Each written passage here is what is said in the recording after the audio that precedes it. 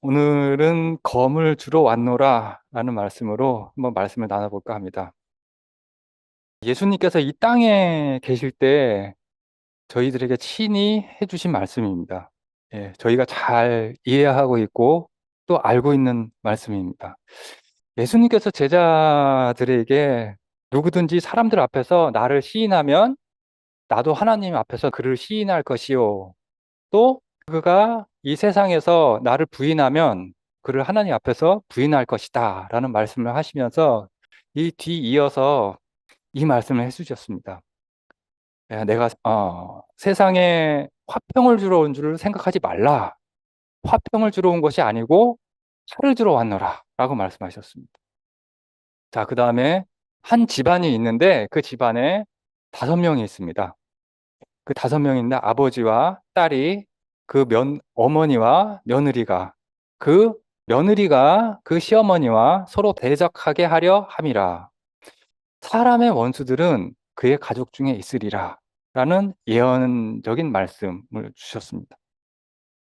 이 말씀을 저희가 잘 이해를 하고 있고, 제가 이 본문과 또 과거의 역사들과 또 현재의 역사들을 통해서 이 말씀이 어떻게 성취가 되었고 우리가 앞으로 어떻게 성취가 될지 우리 성경 말씀과 이 역사를 보면서 한번 같이 생각을 해보도록 하겠습니다.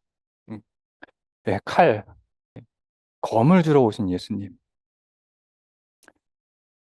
우리가 이사야서를 통해서도 이 말씀에 대해서 언급이 된 것이 있는데요. 먼저 저희가 배우고 있는 이사야 선지자에 대해서 한번 말씀을 보도록 하겠습니다. 이사야 4장 1절의 말씀입니다. 그 날에는 7여인이 한 남자를 붙잡고 말하기를 우리가 우리의 빵으로 먹고 우리의 옷으로 입으리니 단지 우리가 당신의 이름으로 불리게만 하여 우리의 수치를 면하게만 제하게만 하라라고 하셨습니다. 네, 그 날에 7여인이 한 남자를 붙잡고 말한다고 하였습니다. 근데 이 여인들이 무슨 말을 합니까? 우리가 우리의 빵으로 먹고, 자, 우리가 지금 이 시대에 우리의 떡, 예, 빵은 무엇입니까? 빵은 무엇입니까? 성경에? 성경의 말씀입니다. 성경의 말씀인데 그 시대의 진리를 우리는 빵이라고 표현을 하고 있습니다. 그런데 그들은 우리의 옷으로 입는다고 말했어요. 우리가 이 역사가 어떻게 성취가 되었는지 한번 보도록 하고, 이 일 때문에 우리는 우리에게 예수님께서 화평을 주러 온 것이 아니라 검을 주러 왔다는 말씀을 저희가 한 것에 대해서 이게 같은 일맥상통한 말씀이라는 것을 우리가 배울 수가 있습니다. 이 과거의 역사나 또 계시록의 1장을 보면 7교회가 등장을 하죠. 예. 계시록에 보면 7교회가 등장을 합니다. 그런데 그 시대마다 이 사단은 그 시대의 진리를 방해하기 위해서 그들의 사단의 대리자를 통해서 항상 하나님의 백성들을 속이고 또 엄한 길로 이끌었습니다. 그래서 이 이사야는 우리의 옷, 그리고 우리의 빵을 먹는다고 그렇게 말을 하고 있습니다. 계시록에 보면 7교회가 나오죠. 7교회가 나옵니다. 1장부터 3장까지가 이 교회가 나오는데 그 교회에는 특징이 있습니다. 첫 번째 에베소 교회. 에베소 교회는 우상에게 드린 것과 음행을 피하라는 예루살렘 사도의 회의의 명령을 거스르고 구속에서 해방되었다고 주장을 하였습니다. 그래서 그 주장을 이 니콜라당이라고 우리는 이야기를 하고 있고, 또 킹제임스에는 니콜라파 이렇게 기록이 되어 있는데요. 서머나 교회는 이 빌라델비아 교회와 서머나 교회는 이 기록에 보면 그들에게는 하나님께서 뭐 어떤 잘못된 부분을 지적하지 않으시고 칭찬을 하셨던 7교회 중에 2교회는 하나님께서 칭찬을 해주셨습니다. 자, 그런데 예수님께서는 이 서머나 교회가 그들이 아주 적은 믿음을 가지고 그들이 환난과 핍박을 당하는 그 모습을 보고 용기를 내어라, 용기를 주셨습니다. 그런데 자칭 유대인이라고 하는 그 무리들이 이 서머나 교회를 속이려고 주장을 하는 모습을 우리가 계시록에서 볼 수가 있습니다. 그것이 이 사단의 회당이라고 했는데, 그곳은 이 서머나 지역은 이 로마 교회의 중심이 되는 지역이기 때문에 이 사단의 권자, 사단의 보좌가 있는 지역이다라고 그 기록이 되어 있습니다. 그 다음에 이제 버가모 교회. 버가모 교회는 발람의 교리를 따르고 있고 또 니콜라파의 교리를 따르고 있고 그렇게 지키는 자들이 있도다라는 이런 메시지를 주셨고요. 무아디리아 교회도 마찬가지로 이 여선지자나 이세벨, 여자를 용납함으로 그녀가 내 종들을 가르치고 유혹하고 행음하고 우상에게 바친 재물을 먹게 하였기 때문이라 라고 기록이 되어 있는 사대교회와 이 사대교회는 이 불완전한 개혁 시대였고요. 또 사대교회의 특징은 죽었으면서도 죽은 줄 모르는 교회라고 기록이 되어 있습니다. 이 빌라델비아 교회는 이제 재림 운동 시대였습니다. 이 빌라델비아 시대에 일요일 교회에서 이제 SDA 교회가 탄생을 하는 그 시점에 있는 시기의 교회이기도 하고요. 그래서 이 빌라델비아 교회도 마찬가지로 아주 작은 능력으로 끝까지 충성을 하는 그런 모습을 보인 교회입니다. 자, 라오디게아 교회는 저희들의 지금 시대의 교회이고요. 네, 이렇게 하나님께서는 요한을 통해서 계시를 통해서 7교회의 모습을 이렇게 잘 그려놓았습니다. 이 7교회의 특징과 이 믿음의 선조들을 저희가 또 다시 정리를 해서 잘 공부를 하면 이것도 또 한 가지 재밌을 것 같습니다. 그리고 한번 시간이 된다면 이 7교회의 특징과 이 교회에서 우리가 배워야 될 교훈들을 한번 잘 정리를 해서 여러분들과 함께 공부를 했으면 좋겠습니다. 자, 지금은 라오디게아 시대죠. 라오디게아 시대. 이 라오디게아 시대의 특징이 무엇입니까? 한마디로 말하면 부자이며 부요하고 또 영적 교만이 있고 뜨뜻미지근한 특징을 가지고 있는 것이 이 라오디게아 교회입니다. 자, 리비안 헤랄드에 보면 이렇게 기록이 되어 있습니다. 이들은 신앙의 이론은 가졌지만 도덕적인 능력과 거룩함이 크게 부족한 교회이다 라고 기록이 되어 있습니다. 네, 지금 우리가 이 교훈의 말씀을 저희가 잘 받아서 우리의 이 뜨뜻미지근함으로부터 또 우리의 눈 멀음으로부터 우리는 예수님께 안약을 구하고 또 불로 연단한 금을 사서 우리의 이 라오디게아 시계를 개척을 해 나가야 될 그런 자리에 있습니다. 자, 그 다음에 이 7여인이 자기의 옷을 입는다고 하였죠. 자기의 옷. 옷은 성경에서 무엇을 말하고 있습니까? 옷. 2가지 뜻을 가지고 있습니다. 이 옷은. 예쁘게 잘 입고 여러분들 이 교회에 나오셨는데요. 옷은 그 마태복음에 보면 임금이 혼인잔치를 하지 않습니까? 그런데 이 혼인잔치를 했을 때에 예복을 입지 않은 한 명이 들어왔습니다. 그런데 그 왕이 그 예복을 입지 않은 손님을 보고 무엇이라고 말하셨습니까?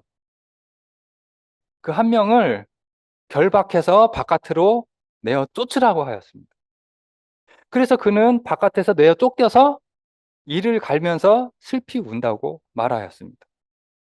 이 사실은 우리가 구원받지 못한다면 우리가 어떻게 된다는 그 상태에 대해서 말씀을 해주고 있습니다.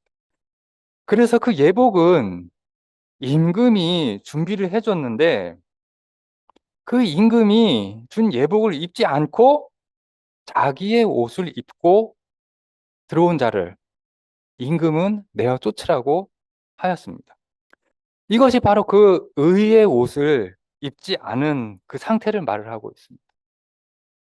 그리스도의 의의 옷 대신 자신의 의를 어떻게 해서 하늘에 가고자 하는 사람들에 대해서 우리는 교훈을 받을 수가 있습니다. 이 정결하고 흰 이 세마포는 성도들의 의라고 말을 하였습니다. 그래서 이 옷을 입지 않은 그 사람은 바깥으로 쫓겨났다고 했는데요. 이사야서에 보면 이 의의 옷은 아주 더러운 옷이라고 하였죠. 더러운 옷. 자기의 의. 그런데 이 자기의 의를 가지고 우리가 어떻게 하늘 잔치에 들어갈 수가 있습니까? 그럼 한번 생각을 해봅시다. 이 자기의 옷이 무엇입니까? 자기 옷. 하나님께서 가르쳐 주신 이 자기 옷은 우리는 모두 말씀을 가지고 있습니다. 율례도 가지고 있고 또 율법도 가지고 있습니다. 예, 그죠? 실천이 없는 믿음이 자기의 옷입니다. 그런데 외형적인 것을 꾸며서 마치 신앙이 있는 사람처럼 행동하겠다는 뜻입니다. 그것이 자기의 옷입니다. 그리고 또한 잘못된 사상을 받아들여서 그 사상으로 신앙을 하겠다는 것입니다. 성경의 말씀보다는 어떤 다른 사람들의 의견이 더 나한테 와닿고 그것이 더 마음에 드니까 성경의 말씀과는 섞여져 있는 바벨론과 같은 말씀을 받아들이는 것을 우리는 자기의 옷이라고 합니다. 잘못된 사상을 가지고 신앙을 하는 것이 바로 자기의 옷입니다. 그래서 그 날에 모두가 예수님을 붙잡고 우리가 우리의 옷을 입는다고 말을 하고 있습니다. 다만 우리가 우리의 빵을 먹고 우리의 옷을 입는데 오직 이름은 우리를 그리스도인이라고만 불러만 주면 된다는 것입니다. 우리가 하나님의 교회라고 불러달라는 것이 우리가 이렇게 자신이 자신의 기만에 빠져 있을 것인지 우리는 생각을 해봐야 될 것입니다. 이 자신의 옷이 아닌 예수 그리스도의 옷을 입은 사람의 특징은 그리스도인들의 성화된 행위, 즉 내재하는 그리스도의 은혜로 매일매일 진보되는 승리의 삶을 사는 것이 이 특징입니다. 이 사대 교회와 빌라델비아 교회가 매일매일 더 자라나는 교회였습니다. 그래서 7교회 중에서 칭찬을 받은 교회이기도 합니다. 자, 우리 선지자 이사야를 우리가 교과를 통해서 보고 있는데요. 자, 이사야 선지자. 이미 구약의 과거의 구약 시대에 이사야 선지자는 이 마지막 시대의 교회를 보고 정확하게 예언을 해 주었습니다. 제가 아까 말씀을 읽어드렸죠. 그런데 그 이사야 선지자의 예언이 우리는 성취된 것을 보고 있고 또 우리가 앞으로 성취될 것을 보고 있습니다. 그리고 지금 우리가 이루어지고 있는 모습도 보고 있어요.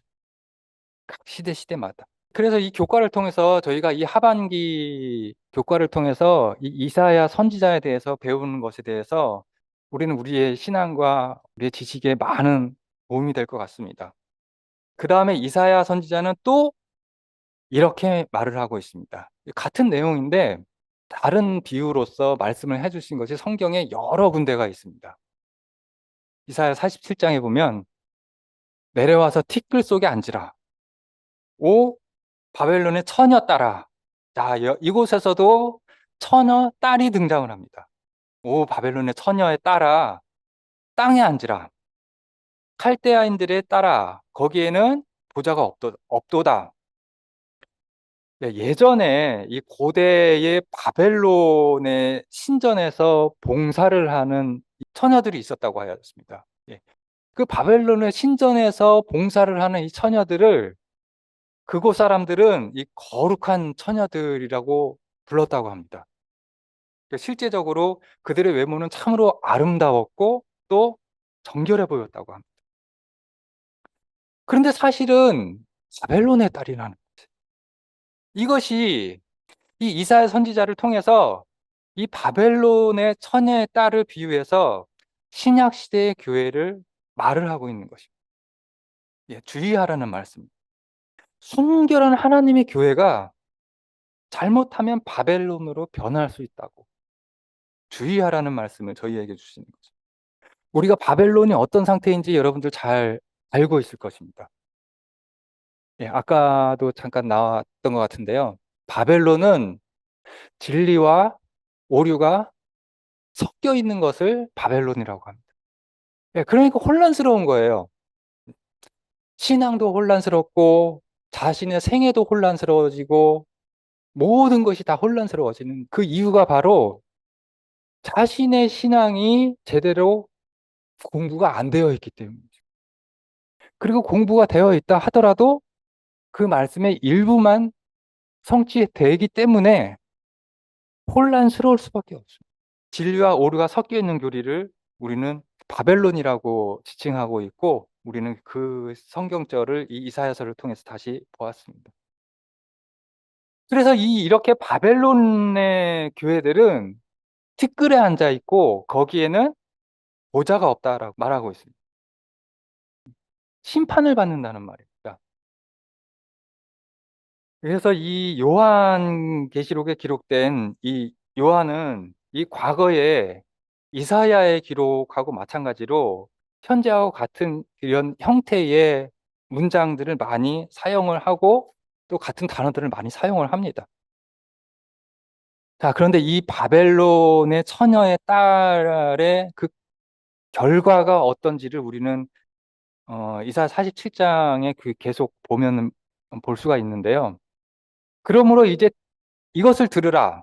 활락을 내어준 너는 태평하게 살며 마음속에 말하기를 나뿐이라 나 외에는 다른 이가 없도다. 이렇게 말을 하고 있습니다. 그리고 그 사람은 나는 과부로 주저앉지도 않을 것이며 자녀를 잃어버리는 일도 모르리라. 그런데 9절에 보면 그러나 한날 한순간에 이 두 가지 일이 모두 이루어진다고 말을 하고 있습니다. 즉 자녀를 잃는 일과 과부가 되는 일이 한꺼번에 일어난다고 예언되어 있습니다. 이것이 우리가 바벨론이 된 사람의 마지막 결론입니다. 우리가 우리의 빵을 먹고 우리가 우리의 옷을 입은 사람의 결론이 바로 이 이사야서 47장의 말씀. 이 이사야는 현대 이스라엘의 상태를 너무 잘 보여주고 있는데요. 그리고 우리가 함께 일을 했던 사람들이 다 도망한다고 하였습니다. 우리와 함께 일했던 사람들이 우리의 동료를 말하고 우리의 같은 교인들을 말합니다. 내가 믿었던 사람들이 나의 타락을 보고 내가 바벨론이 된 것을 보고 그 사람들이 나를 피해서 도망간다는 예언이 있습니다. 아무도 우리를 도와줄 사람이 없다라고 기록이 돼요. 그래서 이제 신약에서 이제 다시 신약으로 돌아와서 예수님께서 하신 말씀, 예, 화평을 주러 온 것이 아니고 검을 주러 왔다고 하였습니다. 이 예수님께서 하신 말씀이 어떻게 성취가 되었는지 이 누가복음의 말씀에 보고 살펴보도록 하겠습니다. 누가복음에 보면 이제부터는 한 집에 다섯이 있으면 갈라져서 셋은 둘이 대적하고 둘은 셋에 대적하리라 라고 한 집에서 분쟁이 일어나는 모습을 보고 있습니다. 왜 이곳에 이 한 집에 둘이 셋은 둘에 대적을 하고 둘은 셋에 대적을 하느냐? 제가 이것을 몇 날을 좀 찾아봤습니다, 사실은. 근데 몇 날은 여러 예언의 시인을 통해서 찾아봤는데, 이 강대천 그 그룹은, 야, 이것을 이제 다섯째 천사로, 여기가 5명이니까, 이제 다섯째 천사까지이다라고, 그렇게 해석을 하고 있는데요. 그것은 이제 사실 무근이고, 어디에도 그런 예언의 신의 말씀이나 성경절이 그런 말씀을 뒷받침해주는 증거의 말씀은 없습니다. 그냥 자신들의 스스로의 그런 해석일 뿐이고, 이 말씀에 대해서 어떻게 해석이 되어 있는지 좀 아시는 분이 계시면 좀 알려주시기를 바라도록 하겠습니다. 그런데 어쨌든 간에 이 한 집안에 둘이, 셋이 둘이 이렇게 싸움을 하고 있습니다. 그 다음에 SD 성경 주석에 보면 어떤 사람이 그리스도를 영접을 할 때에 그의 가장 가까운 친구가 누구입니까, 여러분들? 교회에서 가장 가까운 친구들. 이것은 제 옆에 있는 교회 동료들을 말을 하고 있어요. 예. 가장 신랄한 혹독한 원수가 된다라고 말씀을 하고 있어요. 아무튼 어느 시대나 이 하나님의 말씀을 받아들이지 않고 그 시대에 주는 기별을 거슬러 싸우면 그 집안에서 분쟁이 일어나고 싸움이 일어나고. 그래서 이 이사야서에서는 우리가 우리의 빵을 먹겠다고 한 것이 분쟁의 이유가 됩니다. 예수님께서 지상 공중 봉사를 하시고 그 제자들에게 마지막으로 당부를 하신 말씀을 하실 때에 이 말씀을 하시는 겁니다. 그 때가 오면 이것이 하나님을 섬기는 일이라고 생각을 한다는 것입니다. 자, 우리가 우리의 빵을 먹고 다른 사람, 즉 하나님의 말씀을 신실하게 지키려고 노력하는 사람들을 핍박하고 방해하는 일을 하는 그것이 하나님을 섬기는 일이라고 착각한다는 것입니다. 한 집안에서 일어나는 일. 예. 분쟁의 이유는 그 시대에 주어진 그 빛을 거절함으로써 교회에서 가르치는 그 가르침을 거절함으로써 분쟁이 생기고, 그 교회에서 신실하게 행하는 사람들을 방해함으로써 교회에 분란이 일어나게 됩니다. 그것을 우리가 이 이사야서와 마태복음서에 말씀하신 그 말씀이 바로 그 말씀입니다. 한 집안에서 싸움이 생기는 그 특징입니다. 이 잘못 믿는 사람들의 특징이 바로 그것이에요. 자신들이 신실한 사람들을 핍박을 하면서 그것이 하나님을 섬긴다고 생각한다는 것입니다. 이 싸움은 지금도 우리 교회에서 일어나고 있고요. 앞으로는 더 심하게 일어날 것입니다. 1월 법령이 내리면 누가 제일 핍박을 할까요? 우리들을. 1월 법령이 내리면요. 한 집에 있는 똑같은 형제들이 우리를 가장 많이 핍박을 하게 될 것입니다. 정말 이런 말씀을 해서 정말 죄송합니다. 네. 여러분들과 저는 이것을 경고를 받고 우리가 이런 일을 당하지 않도록 우리는 주의해야 하겠습니다. 그러나 하나님의 말씀에는 이렇게 기록이 되어 있습니다. 한 집안에 서로 분쟁이 일어날 것이다. 우리를 가장 핍박을 하는 사람들은 우리의 동료입니다. 왜냐하면 우리의 동료들이 우리를 가장 잘 알고 있기 때문에. 예전에도 그랬습니다. 1차 세계대전 때, 2차 세계대전 때 전쟁을 나가지 않겠다고 하는 사람들은 그 안식일 교인들이 그들을 정부에다 고발을 했습니다. 앞으로도 그렇게 될 것입니다. 자, 요한복음 16장 2절에 이렇게 말씀을 하고 있습니다. 내가 너희에게 이런 일들을 말함은 너희로 실족하지 않게 하려 함이라.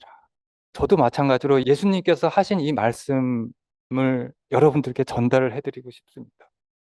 앞으로 이런 일이 일어날 것인데 이런 일로 인해서 우리가 실족당하지 않도록 주의하고 우리가 경계를 하도록 저는 말씀을 드리고 싶습니다. 그들이 너희를 회당에서 출회할 것이라. 참으로 그 때가 오면 너희를 죽이는 자는 누구든지 하나님을 섬기노라고 생각하리라. 그 때가 언제입니까, 여러분들? 그때가 오면 일요일 법령이 오는 때가 될 수도 있고, 또 개인적으로는 하나님의 말씀, 진리를 옹호하기 시작하면 그때부터는 우리는 핍박이 일어날 것이고 한 집안에서 싸움이 일어나게 될 것이고, 지금 캄보디아에서 3명이 침례를 받았다고 우리는 소식을 들었습니다. 그곳에서 또 다른 사단의 핍박이 일어나게 될 것입니다. 그것이 사단이 하는 일이기 때문입니다. 우리는 그들을 위해서 더 열심히 기도를 해줘야 하고, 우리는 그들에게 힘을 주어야 될 어떤 방법을 찾아야 될 것입니다. 그때 특히 일요일 법령이 바로 임박한 그때가 되면 사단은 더 악한 천사들을 이용해서, 그들의 대리자들을 이용해서 우리들을 핍박하게 되고 또 회당에 출회하게 될 것입니다. 그런데 그 일을 하는 사람이 우리 바깥에 있는 사람들이 아니고 안에 있는 사람일지도 모른다는 말씀입니다. 참으로 안타깝습니다. 자, 대쟁투 608페이지에 이렇게 기록이 되어 있습니다. 진리의 옹호자에 대한 박해. 자, 대쟁투 608페이지 이 말씀은요, 이 마지막 시대의 마지막 백성들을 위해서 준 말씀입니다.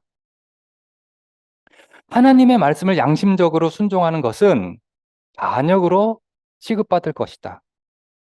사단으로 말미암아 눈이 멀어진 부모들은 그 믿는 자녀들을 혹독하고 가혹하게 취급할 것입니다. 여러분들의 부모가 하나님의 말씀에 순종한다는 그 이유로 부모가 어떻게 자녀들을 이렇게 혹독하게 취급을 하고 가혹하게 취급을 합니까? 우리는 그 일이 일어날 것이라는 것을 지금 예언의 말씀을 보고 있습니다. 주인과 여주인은 계명을 지키는 하인을 박해할 것이다. 애정은 끊어지고 자녀들은 상속권을 잃고 가정에서 쫓겨날 것이다. 무릇 그리스도 예수 안에서 경건하게 살고자 하는 자는 핍박을 받으리라.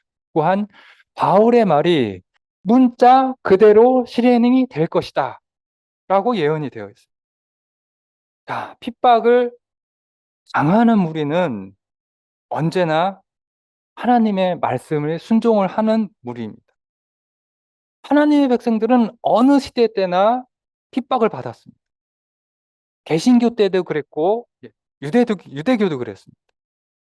원래 이 개신교회도 예전에는 16세기에는 하나님의 교회였습니다. 근데 그 개신교회가 이제 SDA 교회로 넘어왔죠. 그 개신교회에서도 16세기, 17세기에는 한 집에서 분쟁을 하였습니다. 자, 우리 이 사진을 한번 보실까요? 마틴 루터가 있고, 로마의 종교 개혁을 한 마틴 루터도 있고, 트빙글리라는 사람이 있습니다. 이 트빙글리라는 사람은 이 마틴 루터, 이 장 칼뱅이라는 사람과 마틴 루터, 그리고 트빙글리, 이 3사람이 이 가장 이때 당시에 개혁자 중에 한 사람이라고 합니다. 그리고 로마의 종교 개혁을 했던 마틴 루터는 잘 알고 계시고요. 스페인어로 이 성경을 번역한 사람은 이 시프리아노 데 발레라라고 하는 사람이라고 합니다. 자, 이 메노 시몬스라는 사람은 이때 당시에 천주교의 신부였습니다. 천주교의 신부였는데 천주교에서 이 유아 세례를 하죠. 근데 이 유아 세례를 하는 게 너무 이상한 거예요. 성경하고 너무 맞질 않는 거예요.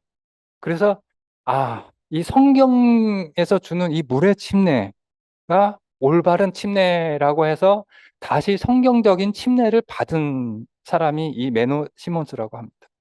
그래서 그때 당시에 성경적인 침례를 받은 이 사람이 이 재침례파라고 불렀습니다. 이런 24세기에 저명했던 개혁자들이 있었습니다. 웨슬러도 그랬고 마틴 루터도 그렇고 그들의 집안에서 어떻게 되었습니다.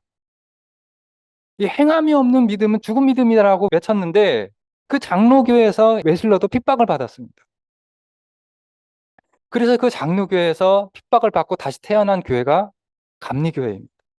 이렇게 저희는 이 시대마다 하나님께서 아주 소수의 남은 무리들을 저희들에게 주셨고 그 남은 무리를 남겨주셨고 그 남은 무리를 통해서 우리는 그 사람들을 통해서 우리를 개혁에 대해서 또 알 수 있게 되었고 또 이 사람들이 그때 당시에 파수꾼 역할을 하였습니다.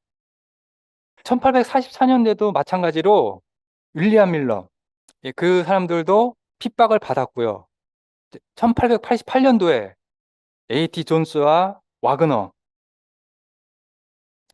이 예전에 SDA 교회 안식일 교회에서는 이 1888년에 이 존스와 와그너를 통해서 믿음으로 말미암는 의 늦은 비의 기별을 이 SDA에게 주었는데 SDA는 그 기별을 거절했습니다. 그죠? 아, 그거 우리가 알고 있는 기별이다. 알고 있는 기별인데 뭘 또 전하느냐. 거절을 하였습니다. 그런데 그 안식일 교회는 지금 이 1888년의 기별을 거절했기 때문에 지금은 안식일 교회가 늦은 비에 대해서 잘 모릅니다. 넷째 천사를 몰라요. 18대 천사를 모릅니다. 이 지금 안식일 교회는 이 넷째 천사를 어떻게 가르치는지 모르겠는데요. 아마 지금도 이 넷째 천사가 안식일이다라고 가르칠 수도 있을 것입니다. 근데 이 안식일 교회가 만약에 힘을 잃지 않았다면 이 1888년에 이 넷째 천사는 필요가 없었을 겁니다. 그냥 셋째 천사로서 끝이 났을 겁니다. 그런데 성경에는 벌써 이미 셋째 천사가 힘을 잃을 것을 예언을 해놨어요. 그래서 그때 그 비상시를 대비해서 넷째 천사를 준비를 해놓으신 것입니다. 그래서 이제 1888년에 A.T. 존스와 와그너를 통해서 넷째 천사의 기별을 저희에게 주셨고 그 기별로서 인해서 이 IMS 교회가 탄생을 하였습니다. 시간이 좀 지났습니다만 마지막 말씀을 보고 하나님께서는 셋째 천사의 기별을 크게 외칠 무리를 양육하고 계시다. 이 무리가 바로 넷째 천사입니다. 밤의 이상에서 하나님의 백성 사이에 있을 큰 개혁 운동에 관한 광경이 내 앞을 지나갔다. 저희의 교회의 이름에 개혁 운동이 들어가는 이유가 바로 이것입니다. 새 천사의 기별을 가진 SD 교회가 힘을 잃을 것을 예언이 되어 있고 개혁이 일어나지 않으면 이 세상에 마지막 기별을 전할 천사가 없기 때문에 우리는 SDA의 그 뜨뜻 미지근한 상태에서 개혁을 해야 한다. 개혁 운동을 해야 한다. 그래서 지금 시대에 이 누가 이 십발장 천사와 연합할 것인가? 이 질문이 이 마지막 시대의 질문이 되어야 될 것입니다. 이 넷째 천사와 연합을 하는 이 백성이 계시록에 나오는 마지막 남은 여자의 자손입니다. 그래서 이 사단은 여자와 싸우는 것이 아니고 이 여자의 남은 자손과 싸움. 14장 그 세 천사의 기별을 가진 SDA와 싸우는 것이 아닙니다. 18장 천사와 싸움. 우리가 이 안식일 교인들을 혹시라도 만나게 된다면 이 14장 천사와 18장 천사의 관계를 잘 설명을 할 수 있었으면 그런 기회가 있었으면 좋겠습니다. 우리가 그들에게 전하는 것이 좀 힘든 일이지만 그들이 철저히 속고 있다는 것을 우리는 전해야 되겠습니다. 대쟁투 615페이지에 보면 마지막 시대에 일어날 예언들의 말씀, 또 우리 스스로 우리의 옷과 우리의 빵을 먹을 때 벌어질 일들에 대해서 또 말씀을 자세히 설명을 하고 있습니다. 대쟁투 615페이지. 하나님의 임재가 마침내 유대 교회에서, 유대 민족에게서 떠나갔을 때 제사장들과 백성들은 그 사실을 깨닫지 못하였다. 사단의 지배 아래 가장 무섭고 흉악한 감정에 사로잡혀 있으면서도 그들은 여전히 스스로를 하나님의 택한 백성이라고 생각했다. 성전에서의 봉사는 계속되었고 희생 제물들은 더럽혀진 그 제단 위에 드려졌다. 그리고 하나님의 독생자의 피를 흘리고 그분의 종들과 사도들을 잡아 죽이고자 하는 백성 위에 하나님의 은혜가 내리게 해달라는 기원이 매일 상달되었다. 그와 마찬가지로 성소에서 취소할 수 없는 결정이 선고되고 세상의 운명이 영원히 결정된 후에도 땅 위에 사는 주민들은 그 사실을 알지 못할 것이다.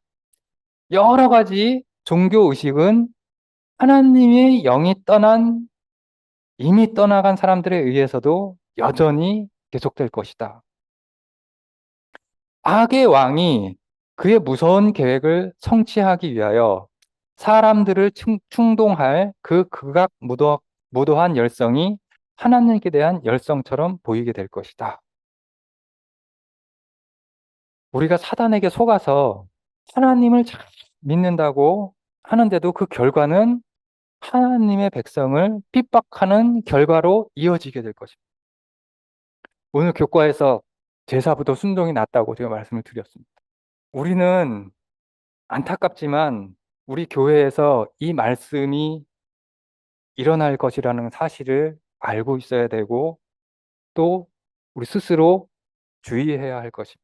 그래서 예수님께서 제자들에게 이런 일들을 말함은 너희로 실족하지 않게 하려 함이라고 말씀하셨습니다. 이 한 집의 분쟁은 구약 시대에도 있었고 신약 시대에도 있었고 예수님의 시대에도 있었고 제자들의 시대에도 있었습니다. 앞으로도 더 있을 것입니다. 예수님께서는 이 땅에 검을 주러 오셨습니다. 그래서 지금 우리가 우리의 믿음을 확고히 말씀 가운데 굳히시기를 기도드리도록 하겠습니다. 말씀이 우리의 생애가 되시기를 바랍니다. 아주 작은 실천이라도, 작은 일이라도 여러분들께서 생각하신 것이 있다면 그 생각하신 것을 실제로 실천을 하여서 한 단계 한 단계 하루하루 더 발전을 해나가시는 저와 여러분이 되시기를 간절히 바라도록 하겠습니다. 정말 한 명의 낙오자가 없도록 기도드리도록 하겠습니다. 오늘 이 말씀을 끝으로 말씀을 마치도록 하겠습니다. 여러분 감사드립니다.